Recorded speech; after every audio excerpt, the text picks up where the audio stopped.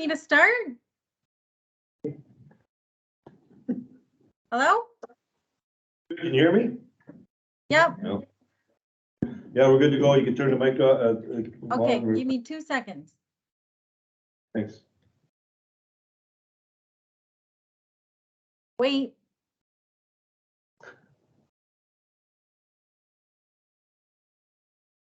Okay. Thank you. Okay, good afternoon and welcome to council on Monday, September 12th, 2022. Call the meeting to order at 4 o'clock on this lovely September afternoon. A bit of our summer's happening. I remind everybody to turn off their mobile devices or put them on vibration while we're into the meeting. Any additions or deletions to the agenda today? No, hearing none. I have a motion on council hereby accept the agenda for Monday, September 12th, 2022 as a regular meeting of council as circulated or amended. By Councillor Valens, second by Councillor Lake. All in favor? Great, thanks. Any disclosure of interest today? Hearing none. I got a motion here that council hereby adopts the minutes of the regular meeting of council are held on Monday, August the 22nd, 2022, and the closed meeting of council are held on Monday, August the 22nd, 2022 as circulated amended. Moved by Councillor Suki, second by Councillor Valens. Any issues with those, the errors or omissions with those minutes? Hearing none, call the question, all in favor? Carried, thank you. We go right into the CEO reports, a report on the Peninsula Harbor Port Authority and Corporation Board of Director appointments. Mr. Skorchinski. The town of Marathon and Beektagong have formed and incorporated Peninsula Harbor Port Authority. For this report, the Port Authority. The intent of the corporation is to establish the Peninsula Harbor Wharf Site, which is the former mill site, as a functioning Lake Superior port, which will generate tremendous economic development opportunities and employment. To date, feasibility work has been initiated to look at rehabilitation of the site, as well as marketing and potential contract establishment. One of the next items that must be completed for the ongoing development of the Port Authority is to establish the Board of Directors. As per the corporation's bylaws, 2 representatives will be elected from both the town of Marathon and Beektagong to make up the board structure. Town Council discussed this matter in camera at its meeting on August 22nd, 2022, under personal matters about an identifiable individual, including municipal or local board employees. As business arising from the meeting, Council agreed and recommended that Mayor Rick Dumas and Daryl Korchinski, CAO, would be the first elected members to represent the town of Marathon, the Port Authority Board. This report is the formalization of that recommendation.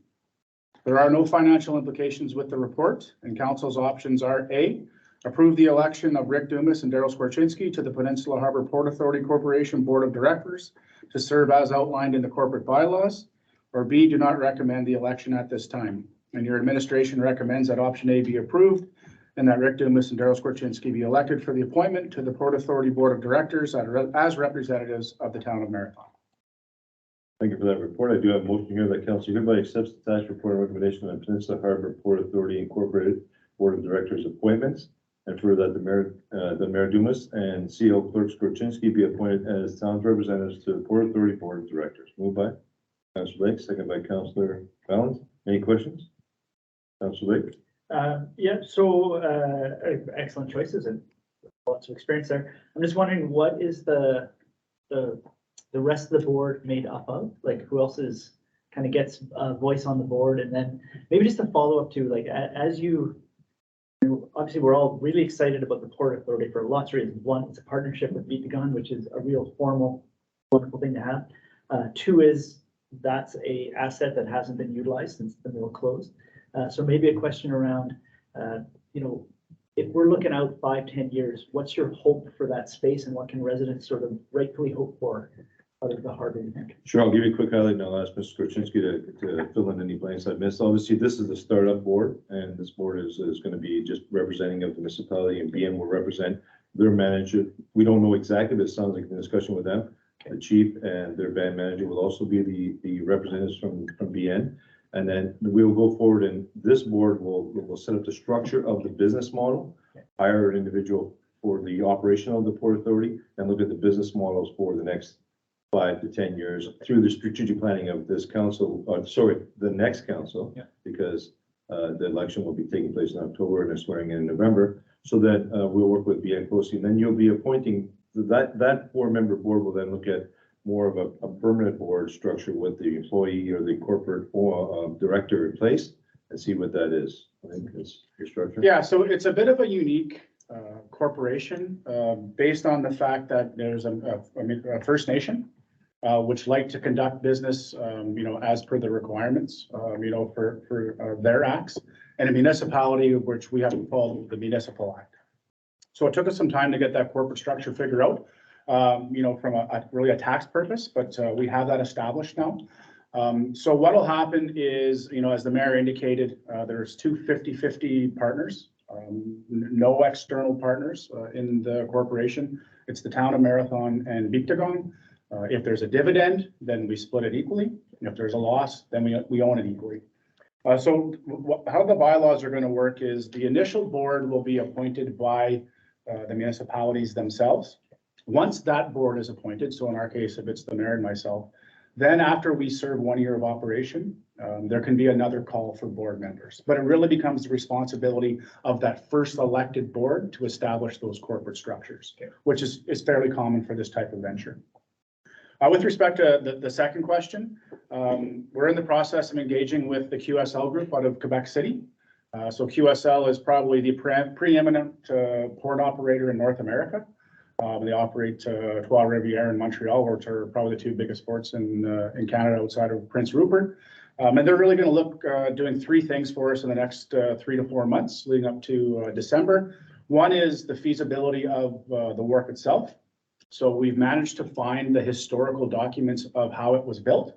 So what we're going to be doing is load testing and understanding the capacity and the load that wharf can take, which is really important from a ship loading and unloading perspective. Yeah. We're also going to look at the extension of the wharf with a floating dock, which means we'd be able to move past just the Great Lakes and the St. Lawrence Seaway and look at going worldwide from a shipping perspective.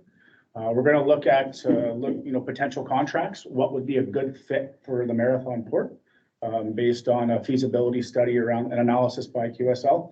And then based on that, looking at a marketing program to set us up for 2023. And recently at AMO, we met with Minister Rickford and talked about an NOHSC application for those purposes, as well as met with Minister Haidu about 2 weeks ago doing the same thing. So I think we're really well aligned with our partners at BN to hit the ground running in 2023, and that's been the goal from the start of this year. That's pretty exciting. Yeah, it is. Absolutely. Any other questions? Nope. Hearing none. Okay, thank you for that update. And I'll call the question. All in favor? So looking forward, and we will be meeting with BN shortly to once this has been approved and get their update as well. Okay, up next we have a report on animal control bylaw. Copy to all members. Good afternoon. Good afternoon, Mayor and Council. Animal bylaw number 1788 has not been reviewed since 2013. It is dated and requires a complete review. Several sections within the bylaw need to be updated to current legislation and regulatory requirements. The section on domestic cats needs to be looked at specifically. Within the last 12 months, administration has received approximately 20 complaints from residents regarding cats at large. The number of domestic cats currently at large within the municipality is concerning and is causing significant damage to personal property due to urination sentence spread. Bylaw number 1788 currently does not have sections relating to cats at large and the registration of cats. The number of allowable cats per household is also quite high and difficult to manage within the current bylaw. From a bylaw management perspective, it makes logical sense to treat domestic cats the same as domestic dogs. This would include having a tolerable amount per household, to have them registered through the municipality, and to allow domestic cats to roam at large. To not allow domestic cats to roam at large. Administration is recommending to council to complete a review of the bylaw number 1788 within the next 30 days. This review would include drafting new language to deal with cats at large and the costs associated with cat control. In a separate but related matter, administration is probing council to determine if they want administration to research and bring forward a report as it relates to allowing domestic fowl in residential zoned R1 areas as part of a review of the animal control bylaw. So there's no financial implications associated with this report at this time.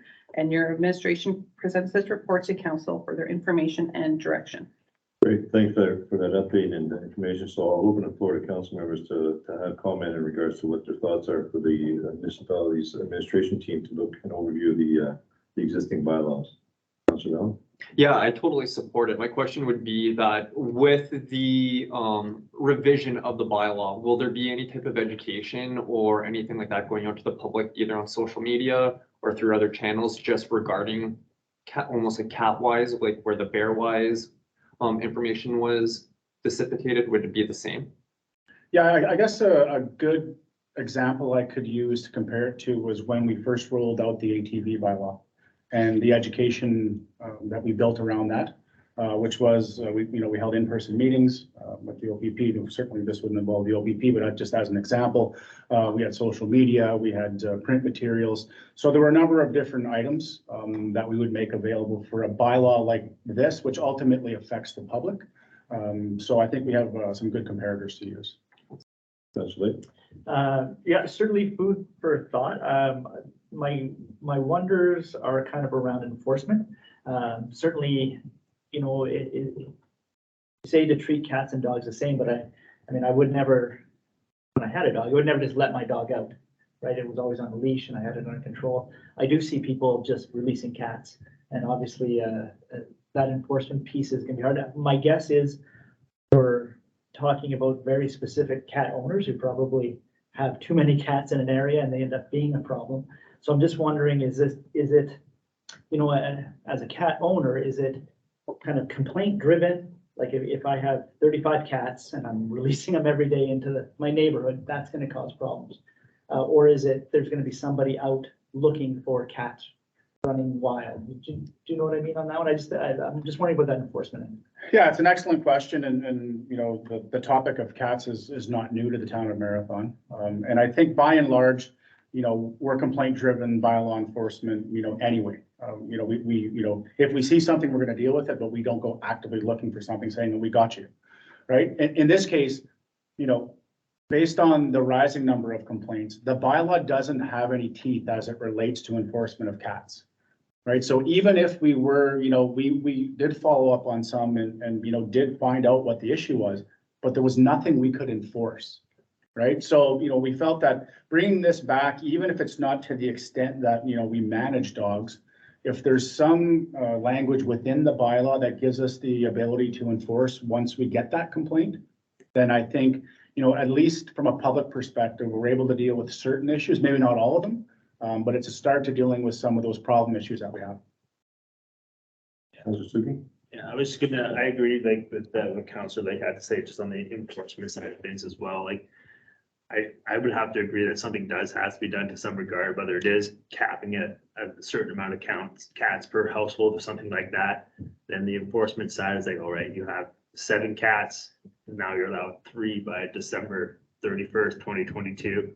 What happens, or those cats that are at large, you capture them, then, as we discussed, like, how do you transport them, or do you put them up overnight, or is there, any interest or anything like that in the Humane Society here again, or something like that, just to help address some of those concerns? We would determine that though, once Yeah. we do a more thorough review and look at what other municipalities are Yeah. doing and Just the balance of yeah. our input, public input. Yeah, and I think, Your Worship, if I could just interject and just to provide one comment, because I don't want to, the public to feel like we're on a spree to get cats, but somebody who had a reasonable amount of cats. So let's use the examples of 3 and 5, right? If the bylaw said you're allowed 3 cats and somebody had 5, we would grandfather that into the bylaw, right? So obviously we wouldn't take away their pets, but going forward, you wouldn't be able to have, unless you were grandfathered, and we have that in our database, more than 3 cats. So I'll get to you for a second, Councilor Lee. So I'll just address that concern. So that's one of the very key components of this bylaw, because the grandfathering clause, is it going to be a 5? Is it going to be 25? Is it going to be 8? It's going to be 10? That's something that's going to really have to be administrative driven, and council can make a tough decision what that number is going to look like for that grandfathering clause, because there are people in our community we know that have more than 5 cats right now. And so that's going to be a tough one, but that'll be an administrative write-up, and we'll decide what that number looks like, I guess, at the end of the day when reinstitute a bylaw amendment. Councilor? You know, and the other piece around cats is, it's funny, when I read this potential bylaw, the first thing I thought was, oh, please, no, not.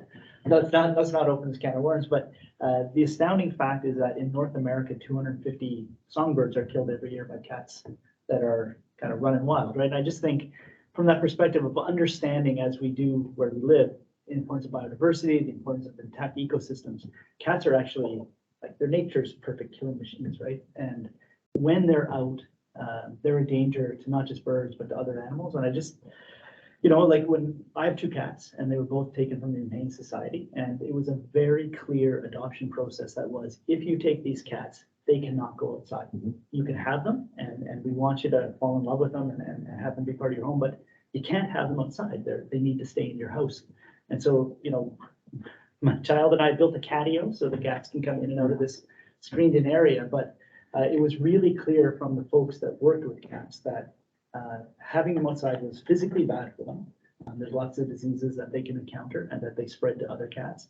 And two, that they can be ecologically pretty destructive. So on that side of things, the argument makes sense to me. That it's not just that they're inconvenient and they smell bad, which they do, especially when they urinate on your property, but they also have this pretty high-end ecological effect on the other animals that are around. So I certainly am interested in administration giving us some language and providing tools for you to do the jobs you need to, while also being keenly aware that for lots of people, especially after having gone through the last couple of years, that pets are essential parts of their lives and play really important emotional health things for them. So I'm glad you said it. We're not out to take people's pets. We're not out to do that, but that there needs to be some language for these complaints to be addressed. And I'm interested in the language you come back with for that.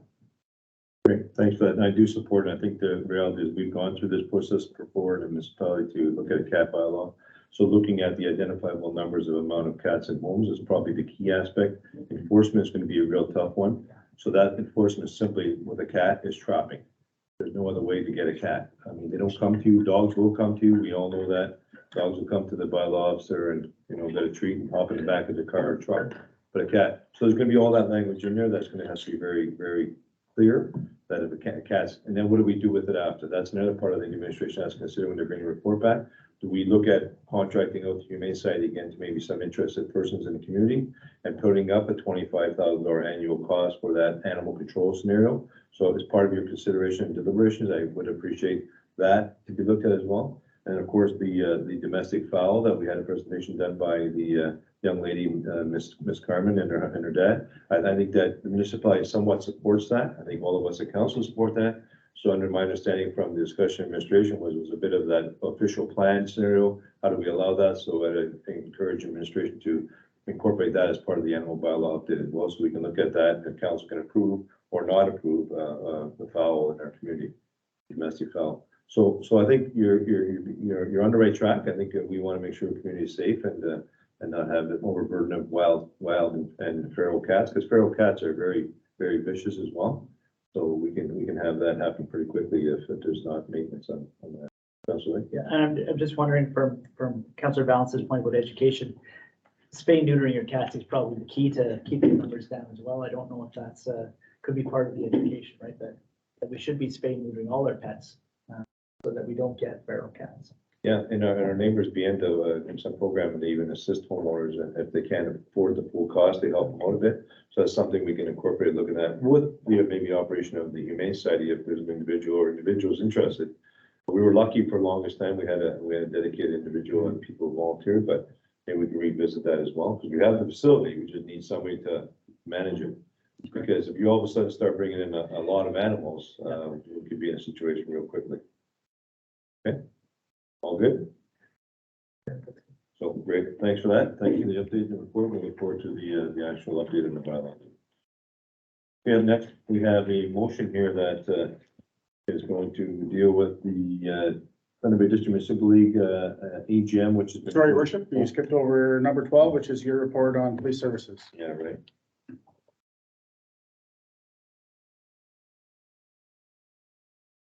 I got we had our police services board meeting on, Tuesday morning, Tuesday morning, Wednesday morning, Thursday morning, only morning. Like, when I retired, I lost a bunch of dates here somewhere, I don't know. They're all Saturdays. It's all Saturdays, absolutely. So, we had our meeting and, it's been hard and, I came back from the AGM, which I report to council on, and brought to the information to the board. Is that third person again is still like, we have no defined date of appointment for that, provincial appointment. So that's frustrating. We had no read from the detachment commander's report. Our community is pretty safe. There's some issues like all communities have in small amounts. We have some smaller crimes and, they're dealing with that. Drug issues, we have some drug issues within the community, but they're on a smaller scale. It's not blown out yet, where it could be a pandemic and within the community of overuses of hard illicit drugs. So they seem to be on top of that. We're complement wise, we're good. We're down 2 sergeants because of some people off right now from work. So the transfer is really wonky. So I did say to the detachment commander, I don't understand it. And I fought this through the provincial body. How do I get a transfer from one location to another and still being off work? And so we have 2 scenarios of that within our own detachment. Somebody coming here who's off work and somebody who's going from here off work is going somewhere else. Anyway, I'm baffled by that, but we got to work on that. And I will work on that through the provincial body to see how we can correct that. But we're still short 2 sergeants here and our complement of that is full. And so we're okay that way for employment wise. There was nothing really outstanding in the actual detachment commander's report. I can invite the detachment commander again here for a yearly update, maybe in our fall, once we get after the election, maybe in November. I'll ask the deputy clerk to incorporate that as part of our update from the police service, like everything else. Just get him to give an overview of what's happening within the community. Just speak a bit about the ATV problem that we had issued and we talked about in the spring. They identified that they were doing some spot checks. But I think what we need to do is a little more enforcement, and I asked Cam, detachment commander, to do that, have his officers get out of the car and talk to the individuals and maybe give them, a warning that. So that's kind of stuff we got to continue to stay on top of. Other than that, there wasn't a whole lot of information of that. I was appointed from our board to accept the nomination for the sitting on the Ontario Police Services Board. So I'll bring that voice from Northwestern Ontario, Northern Ontario now to the provincial body. I think there's 15 of us now that will sit on that board from all the police services board in Ontario. So it gives a northern voice. I'm replacing Don Smith, who was on there for like 10 years. Don's a great guy, but I think he was more of a quiet guy. Now I think I'll bring a little bit of a louder voice to the table with Don. And not in a bad way that Don, but just Don was kind of molded into the scenery, I would say, and that's the easiest way to put it. I won't mold into the scenery. I'll make sure that our voice is heard, and I'll bring those back. So I'm looking forward to getting that finalized so I can attend my first meeting. It's a lot of red tape in regards to the appointment process, but we're also waiting for the finalization of the community safety plans, which our community safety plan is done, but getting the province to recognize that, as well as the board structure, that's been ongoing for who knows how long. So maybe that's why we're not getting a provincial appointment, because we're going to be having a change in board structure for the Marathon Management Watch and our First Nations community BN that'll have representation on the police the new police services board supposedly. Other than that, like I said, I'll get Louise or our deputy clerk to invite the detachment commander to give us an overview of what's happening in the police community. At our last meeting, we did ask if we can get an update from the hospital too. Can we arrange that for the CO to come over and give us an update of what's happening within the hospital for staffing and all that? So. Yeah, because right after that meeting, I believe Dr. Newberry had an article out in the Toronto Star regarding the challenges and everything. So yeah, it'd be really good to. Yeah, I did speak with Mr. Brown and we're targeting the last meeting in September. Good, awesome, thank you. So that we'll have the detachment commander and right after the election, after swearing in, and then we'll have the CO at the hospital come up and before the election or through the election process that gives an update with that. Because it's about staffing, what's going on, how are things going at the hospital, what our needs are. They were in lockdown there last week with the COVID, I guess, is it reopened now or? I honestly, not sure, but we can, Well, yeah, I didn't hear public or nothing, so, okay, any questions on that? If anytime from time to time, if you need him to bring anything to the police service board, talk to the detachment commander, by all means, just reach out to me. And I'll make sure he's aware of it, and then he can, pass it on to the officers that are out in the community. And then, one question I was Kevin's very good at, there's complaints, there's always complaints about police officers. But there's no complaints that are formal complaints, because he deals with them and lets people know that there's an open door policy. So that's good, I'd like to hear that, because a lot of times they're not really complaints, they're just somebody's mad because they got a ticket. Yeah. So they feel that officer is picking on them because they got a ticket for something. Well, if you're doing something wrong, you deserve a ticket, or depending on the situation, you might get a warning and say, smart enough. So we all know that, and that's just the way it is, so. There was no complaints in our last 2 quarters, so no formal complaint. And no different than our council, right? We encourage people, if you got a problem with administration or council, it's things that are happening in the community, write a formal complaint, but we never get those. It's always, armchair quarterbacking, Facebook complaint. yeah. Okay, so that's it. So thanks for that. And up next is the report on the attendance of the following individuals approved at Thunder Bay District Assembly fall meeting is scheduled in Thunder Bay. Moved by Councilor Brown, second by Councilor Lake. Who will be attending, if anybody? Councilors? No. Nobody? Okay, so I will be attending on behalf of Mr. Pally. And I just want to let, the hotels in Thunder Bay are extremely expensive. They've gone up dramatically. I don't know what's going on. I don't know if they're just taking advantage of the fact that there's more people coming in from the northern communities and utilizing the facilities, but they're expensive everywhere. It's just, wow. So we might have to look at that as a budgetary item when we go back and for discussions for next year's council. So this administration, they're probably $50 to $70 higher than they were in the spring. Well, what we've done in the past, and maybe the time is right for the new year, now that we're through the pandemic, is we've issued an RFP Okay, to the hotels for our business. Right. So maybe Yeah. I'll get Ms. Lees to make a note of that, and we'll relook at yeah, that. I'm like, wow. And I phoned, I go, you got no, Prince Arthur's $212. If you can get. If you can get, yeah. If you can get. What? Last time I stayed here was $199. Yeah, sorry, sir, $212. Okay, I'm not staying there. But I mean, that's everywhere. That's the reality. Across the street is $369. That's the cheapest place in Thunder Bay, so. Hampton, $400, come on, anyway, so we better check into that and see what's going on, what's the costing wise. Sault Ste. Marie's a third of that. So, okay, all in favor? Thank you. I'm not too sure. I'll put Councilor DeBouchy's name down, but just in case, It's a good idea. We'll follow up. whether he can attend or not. Thank you. And let's put the agenda. Sorry, I put it in police services one.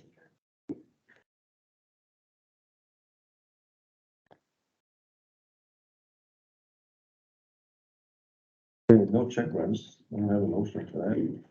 So 14B is Yeah. your worship, which are really moot points because the legislature just passed the act Okay, so that's done. For the strong, with the Strong Mayor's Act. it got approved? It was approved last week by the province. For just the two cities or all? The two Yeah, cities. The two cities. Okay. Still, So the, we'll just, Table those. no, yeah, because AMO talked about it Yeah. and we pushed it really hard. Yeah. And we even wrote, which is really unusual. We don't get involved in that way, but we felt so strong that we wrote back to the province saying we clearly didn't support that. Yeah. And yeah, then now they're gonna, and we also said, there's no way you should go any further with that. If you do approve it, now that it's approved for Ottawa and Toronto, that the rest, that's what they want to roll out. They want to roll out for every mayor to have that power. Councilor Bell. will it be the communities or the councils within the communities who get to make the decision if they're gonna go with it, or?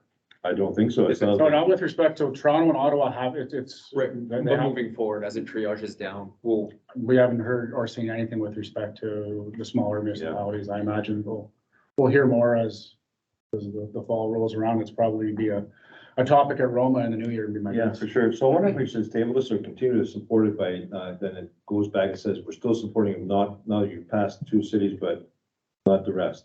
Yeah, I think it's probably worthwhile if we submit something that, we don't support it being, Well, we didn't support the two, but we also don't support the smaller municipalities. I think that makes sense. We really can't support the motion because because it's been passed, but I think we can send a letter. Why don't we send a letter to the premier? Mhm. I think it's Under the important, mayor's signature that we don't support this act. Yeah, it doesn't make sense. So we'll just table this one, but it doesn't make sense because, like I say, You got strong mayor, weak mayor, and I tell you, it could be a real nightmare. Yeah. Really. Well, let's see what happens in Ottawa and, in Toronto. Okay, request received from Kingsville, seeking support, the tax resolution seeking from municipality of Kingsville pertaining to the opposition bill number 3, strong mayor building home, same thing, it's the same one, it's a similar, but it's the same. And you will copy Noma, your worship, so those municipalities get a copy and then you can have it on one of your agendas. Okay, number D is the 2022 drinking water systems inspection report has been received. We got an update on that. Moved by Councilor Brown, second by Councilor Lake. Any questions? Hearing none, call the question, all in favor? Carried, thank you. And we're just second, just for the public's information, that's our drinking water report, our annual inspection. We're in full compliance, for the time stated with no requirement for any corrections. Maybe just a question on that one. Yep, Councilor Lake. I'm always amazed when we go to the water treatment center, what's there and how it works. So just if there is for the new council, that would be probably a pretty important tour to have early in the fall, just because that is, as we know, the one place where you can end up in jail is water quality. So put that on the public works manager. Yeah, so a full, as part of the orientation package for the new council, it will have a schedule to visit all of our facilities. Because really, honestly, a lot of the most important ones are the ones that you actually physically can't see. Fair enough. Yep. Okay. So up next, we have a request from Noma in regards to the opposition to the federal electoral boundaries changes, and further copy this to be forwarded on to Noma for their information. Moved by Councilor Ballance, second by Councilor Suki. And questions on this? Councilor Ballance? That just adds more communities within and makes our geographical area larger, right? Which would be a detriment to, With less representation. Oh, absolutely. You're I mean, diluting the number. everybody's been speaking out on this and we don't understand why. But again, it's all about numbers. We don't have no numbers. So of course, federal, provincial governments look at where the numbers are, where the electoral seats are going to be. And I don't know if we're going to get any traction, but everybody within the Rainy River and the Kenora and now the Thunder Bay District have all supported a no on this. Yeah. So it is geographically, I mean, wow, it's a huge area, great as it is, let alone expand it. Yeah. So, okay, everybody good? Good, carried.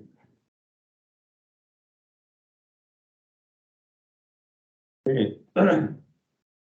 Couple announcements, there will be, on the 23rd and 24th, from 6 to 8 PM in BN Community Center. Oh, sorry, on the 23rd, question and answer is in regards to the Wawasegani Fish Farm Tour. And that will take place in the community center in Beatagon, 6 to 8 PM on the 23rd of September. Encourage anybody to go down who's interested in discussing or understanding what's going on with the pens.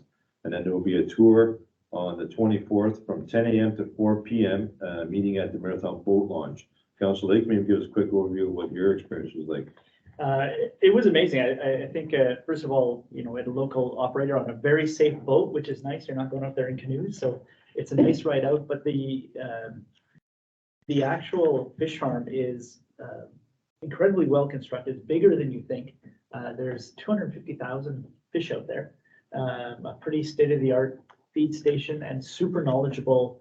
I never thought of it before, but farmers. That's what they call themselves, right? Because they're farming fish. So it was really interesting to talk to you get all the nice sciencey stuff, but the guys that actually do the work are the ones that kind of know what's going on out there. And it was really interesting to have access to them and the way they're developing. And we were talking about the Port Authority and trying to vision, mining is awesome. I love mining for the jobs it brings people, but in a boom and bust economy, to have a diversified economy would be amazing. And that to me is one of those places you look and say, that's different. It's kind of recession proof. It's really neat to get out there. You feel like you're in a different world. So I certainly encourage anybody to go out. So thanks for that, and because you had done the original tour out, and I would encourage anybody to go. We, as you know, just proved the Thunder Bay District, I'll be in Thunder Bay, but I encourage my remaining council members as well as administration to check it out. I also encourage some of our local fishermen that I've had conversation with to go and check it out. Go to the question and answer period on the 23rd, go to the tour on the 24th, and get a better understanding of what the impact to the big lake is, if any. And you can have all the questions asked and answered, hopefully from the experts, not from us who don't know a lot about the fish farm. It's a brand new thing, and we're trying to learn as much as we can as well. So I encourage that. Obviously, the elections are coming up soon, and I would encourage everybody to contact the returning officer, which is Ms. Lees, to find out whether or not you're on the elections list, both for the school board as well as municipalities' electorals list. And then there's been some concern that I've heard in the community about the electoral system, which is online.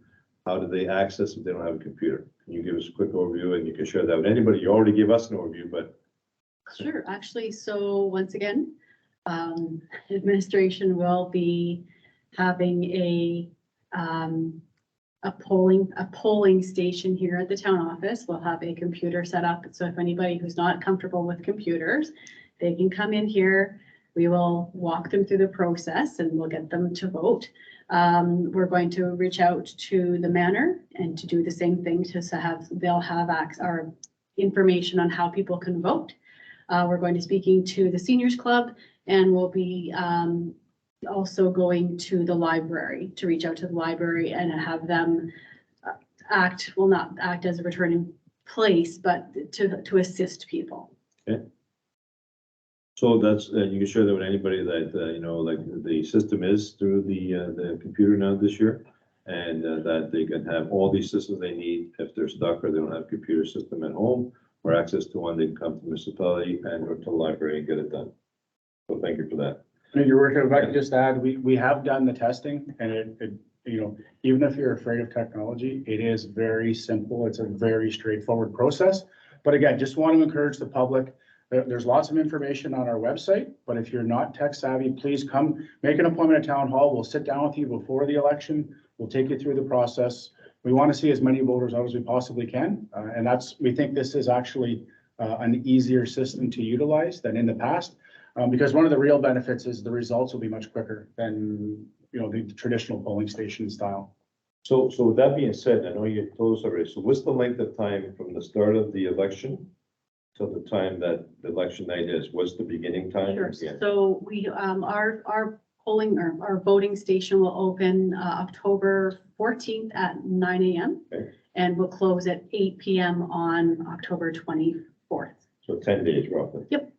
So everybody at home's got 10 days. 24/7. So Yeah. if you want to, 2 o'clock Have a on sandwich, Sunday yeah. morning, you can vote. Glass of milk and a sandwich, you get down there and vote. Exactly. Right on. Yeah, but one thing I do want to point out, your worship, is if you can just contact the town offices to make sure, so we do need birth dates and box numbers. And we're kind of focusing a little bit on the people that are in apartments. We don't get the residents apartments, like the only owner we have is obviously the owner of the apartment building. So if you're in an apartment building, you definitely need to come in and make sure that you're on the list and that we have your correct information. So maybe there's an opportunity for bylaw to go and post on each one of the apartment buildings that as well, maybe encourage more people Yeah, with the we have property. to get permission. from Yeah, the but the owner. property owners say, Yeah. we post this little thing on the window saying that if you're not on the voters list, come and check it out. So just more encouragement to get people involved. Sure. Because really the voting has been weak regardless of what the system is. Yeah. Anywhere, everywhere, right? So we can encourage more people to get out. Correct. And then social media, like that aspect, we already have that, but we need somebody maybe promoting that as well. Good, thanks. So we before we adjourn, we got to go into an in-camera meeting. Can I just add one thing? Certainly. Just next Friday at 12 o'clock, Friday, September 23rd, our local Francophone community is going to be meeting here at Town Hall, and they're going to be doing the raising of the Francophone flag. So if anyone can attend, it is next Friday, the 23rd at 12 o'clock. And I think we have the community charity fox run this weekend, That's on the 18th, on the 18th. So next weekend. This weekend's 18th. Sunday coming up, Yeah. Sunday, starting at the rec hall. Excellent. So I was able to make the last year's Franco flag raising, but then I won't be there this year, so you'll have to Yep. sit in. I Just remind them that it's the Thunder Bay District Facility, because that's what was happening before COVID as well. the conflict of those weekends were always, the dates were the 25th or 24th in that range, so. If everything goes well with the delivery of my baby at the start of the week, I'll be there and I'll be there with bells on, Good. with green on. Great, thanks. Anything else? Good. Okay, so with that being said, we do have in camera directly following this open public meeting to discuss labor relations. So we'll adjourn this meeting at the hour 4:40 PM and we'll go into in camera. Thank you and have a good night. Moved by Councilor Brown, second by Councilor. Thanks. Good night, everybody. Good night.